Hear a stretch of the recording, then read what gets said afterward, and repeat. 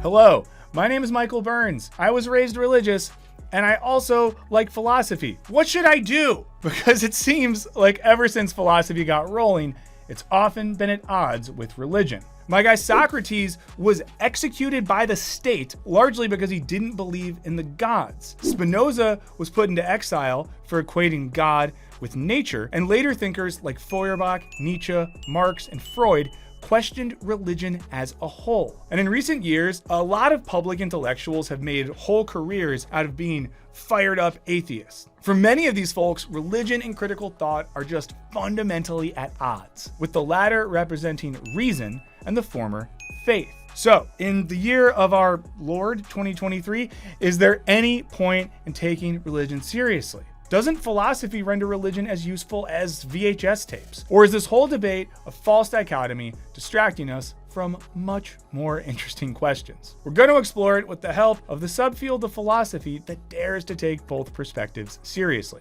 the philosophy of religion. So let's find out once and for all if you should be ashamed of your religious upbringing in this Wisecrack edition on philosophy and religion. Friends or enemies?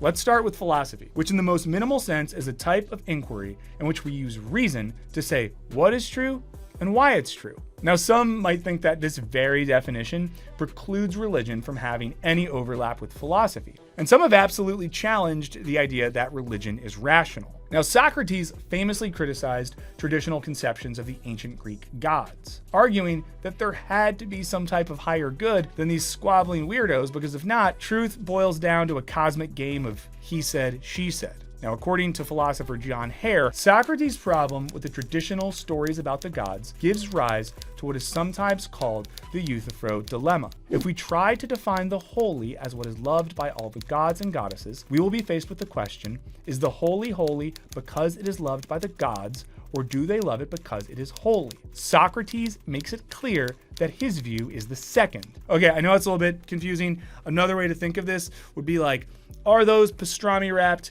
cheesy jalapeno poppers out of bounds because Guy Fieri loves them? Or does Guy Fieri love those pastrami wrapped cheesy jalapeno poppers because they're out of bounds?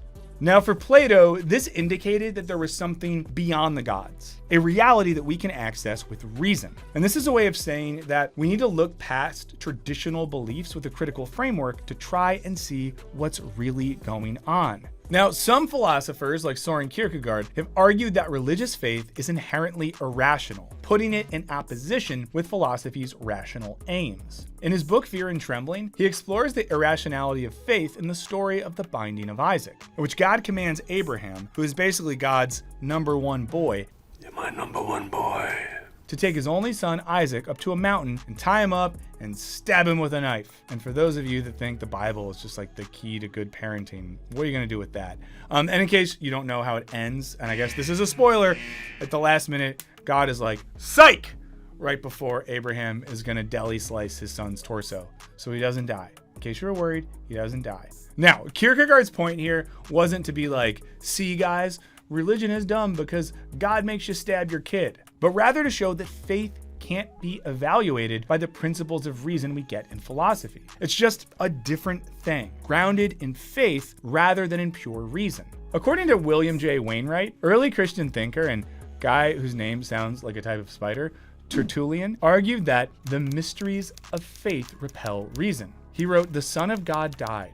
It is by all means to be believed because it is absurd. And he was buried and rose again. The fact is certain because it is impossible. Christian philosophy is a contradiction in terms because Christianity's truths are impenetrable to reason." So, if religion is fundamentally irrational, why would philosophers want to study it? Well, as far back as Plato's Euthyphro, thinking about religion philosophically has helped provide insights into truths at the heart of religious ideas. Now, fast forward to Karl Marx, who argued that the criticism of religion is the prerequisite of all criticism. Rather than meaning that it's good and cool to critique religion, Marx is indicating that all critical and philosophical thought needs to begin from analyzing religion, as it gives us insight into what people actually value. This is why even if religions are often grounded in irrational principles and mythological narratives, they can still be fruitfully analyzed by philosophers. Now, one of the best examples here is Descartes, known as the father of rationalism. If you've ever heard the line,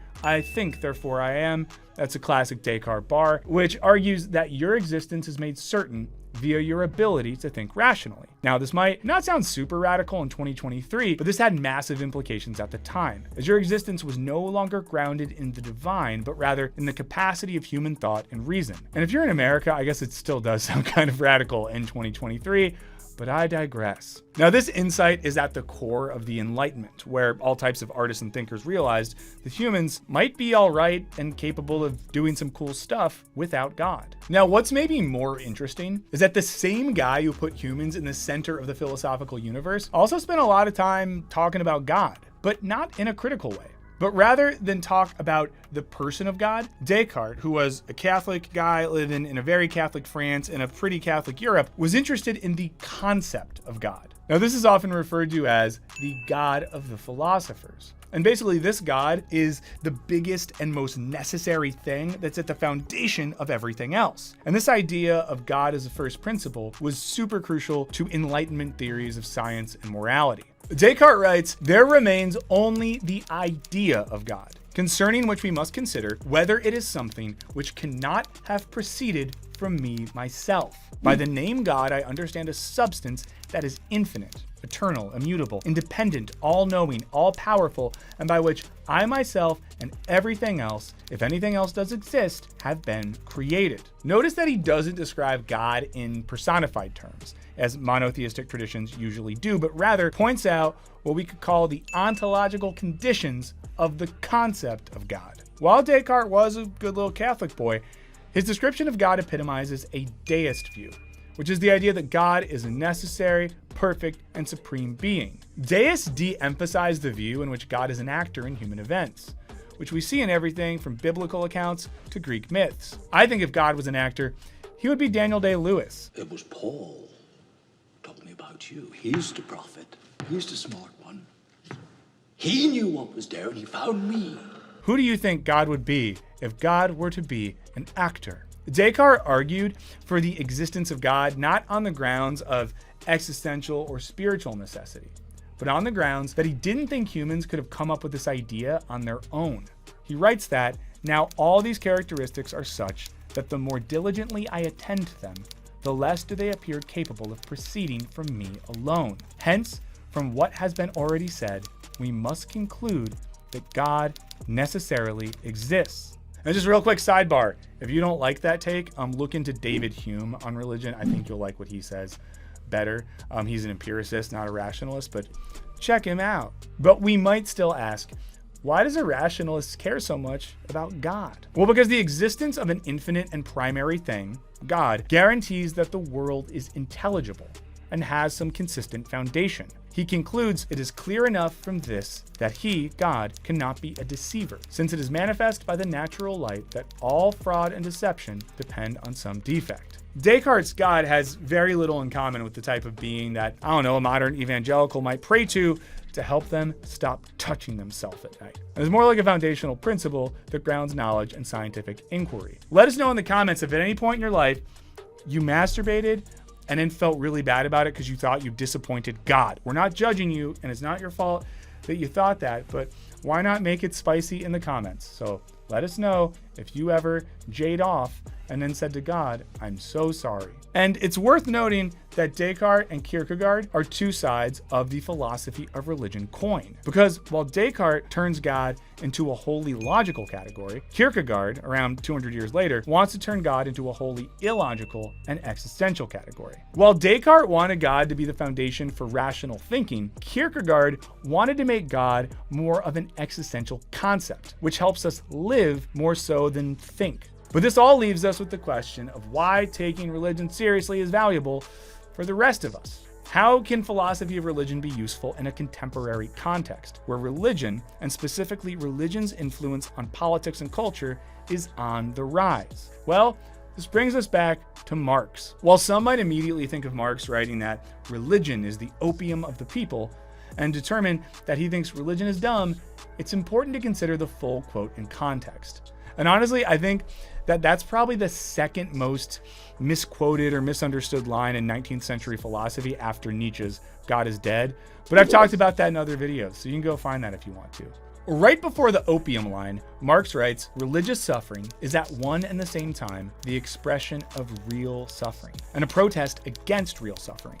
Religion is the sigh of the oppressed creature, the heart of a heartless world, and the soul of soulless conditions. In this sense, religion isn't the problem. It's the conditions that necessitate religion that are the problem. Marx is saying that religion is necessary in a world where people are suffering and without hope, a world that seems to lack heart and soul. And if your life sucks, you might turn to religion to find reason to believe that eventually, maybe even after death, it might not suck. He goes on to write, the abolition of religion as the illusory happiness of the people is the demand for their real happiness. To call on them to give up their illusions about their condition is to call on them to give up a condition that requires illusions. The criticism of religion is, therefore, in embryo, the criticism of that veil of tears of which religion is the halo. Now, Marx isn't saying we need to abolish religion because it's dumb and bad, but rather that moving past religious happiness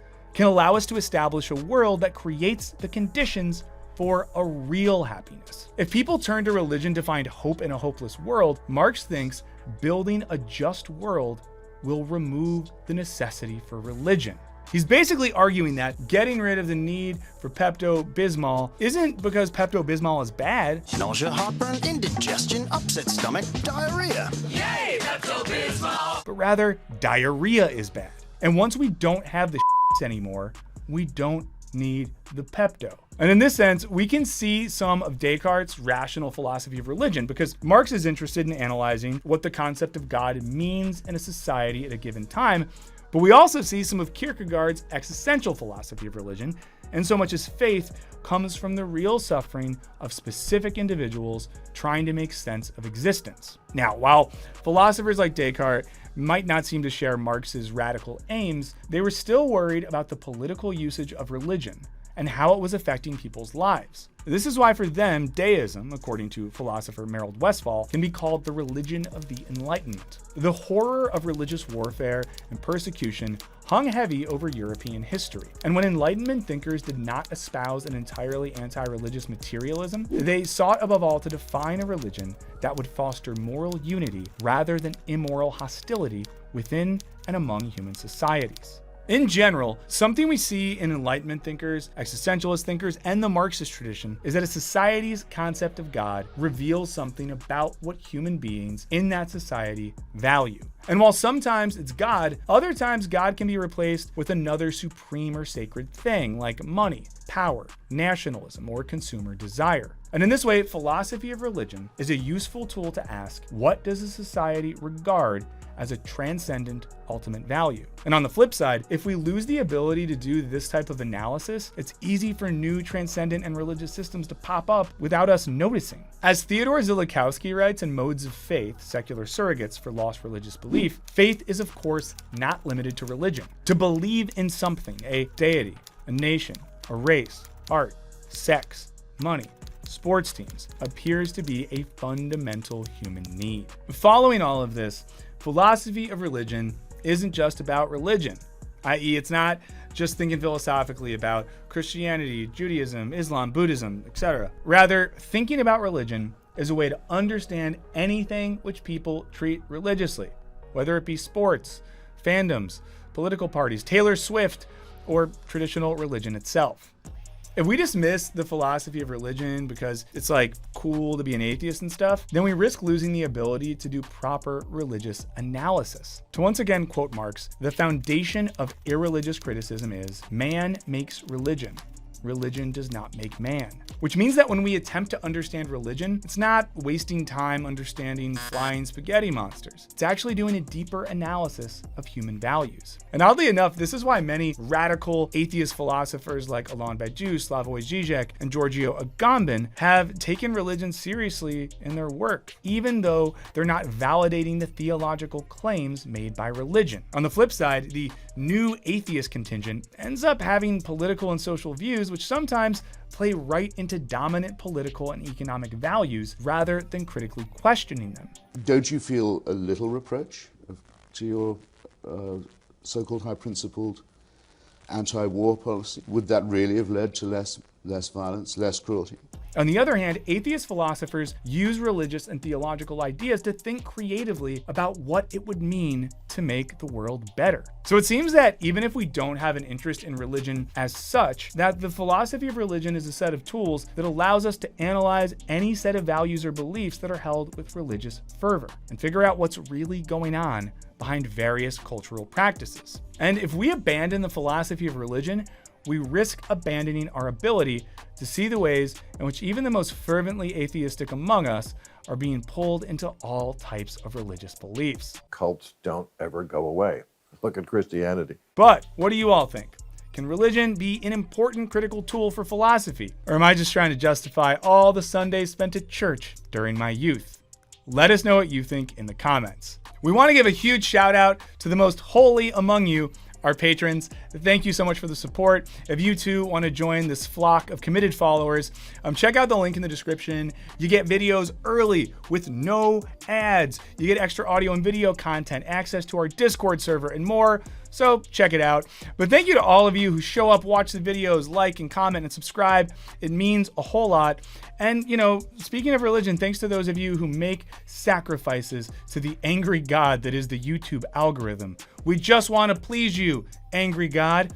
In the meantime, have some faith in yourself, and I'll see you later.